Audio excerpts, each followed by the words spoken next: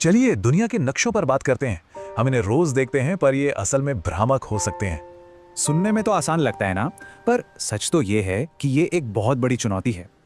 असल में ये सिर्फ चुनौती नहीं है, जैसा किसी ने कहा है, ये फिजिकली ही नामुमकिन है। इसे ऐसे समझिए जैसे आप एक संतरा छील रहे हो और अब उसके छिलके को एकदम फ्लैट रखने की कोशिश करें। छिलका कहीं ना कहीं से फटेगा या खींचेगा ही। बस यही दिक्कत धरती की गोल सतह के साथ भी है। तो फिर नक्शे बनते कैसे हैं? इसके लिए मैप प्रोजेक्शन का इस्तेमाल होता है, जो कि एक मैथमेटिकल तरीका है। सोचिए, एक कांच के ग्लोब के अंदर बल्ब चलाकर उसकी परछाई को कागज पर उतारा जा रहा है। बस यही है प्रोजेक्शन। सबसे आम तरीका है सिलेंडर का इस्तेमाल। स्कूल के नक्शे ज्यादातर ऐसे ही बनते हैं। दूसरा तरीका है कोन यानी शंकु का, जिससे पंखे जैसे आकार का नक्शा बनता है। और तीसरा तरीका है एक फ्लैट प्लेन का। यह तरीका पोल्स के नक्शे बनाने के काम आता है।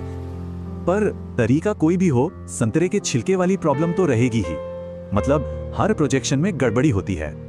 ये गड़बड़ियां 4 चीजों पर असर डालती हैं: शेप, एरिया, डिस्टेंस और डायरेक्शन।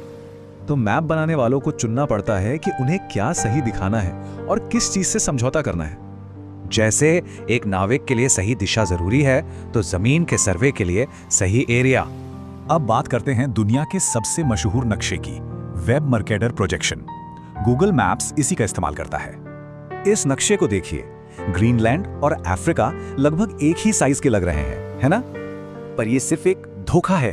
असल में तो अफ्रीका ग्रीनलैंड से 14 गुना बड़ा है। ऐसा इसलिए होता है क्योंकि पोल्स के पास वाले इलाके असल से कहीं ज्यादा बड़े दिखते हैं। पर इस गड़बड़ी को नापे कैसे? इसके लिए एक कमाल का टूल है, टेसॉट का इंडिकेट्रिक्स।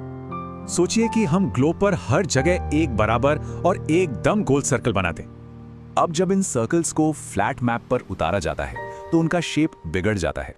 मर्केटर मैप पर यह गड़बड़ी साफ दिखती है। देखिए, पोल्स के पास ये सर्कल कितने बड़े हो गए हैं।